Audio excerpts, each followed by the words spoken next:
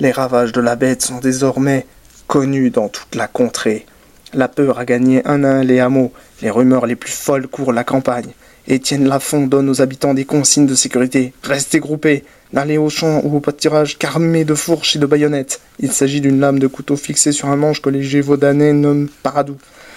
Quelle est donc cette bête capable de mettre en échec un régiment de dragons, les meilleurs chasseurs de la région et leurs chiens qui poussent l'audace jusqu'à attaquer en plein jour une femme dans son jardin? Un loup? Mais les gens du pays connaissent bien les loups.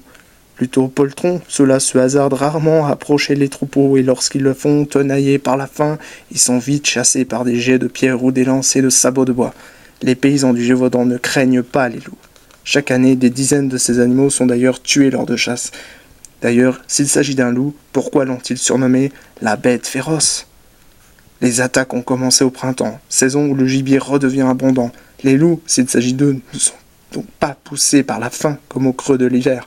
Quand bien même ils sortiraient à découvert pour se nourrir, pourquoi semble-t-il dédaigner les animaux d'élevage et ne s'en prendre qu'aux humains, enfants et femmes de préférence?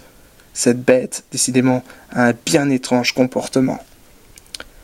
Lors de la grande battue, personne n'a vu la bête dans la forêt de Mercoire. Mais qui dit qu'elle s'y trouvait encore? Pendant que tout ce beau monde la cherchait. Peut-être était-elle déjà partie, comme si elle avait compris qu'il ne faisait pas bon rester dans le coin.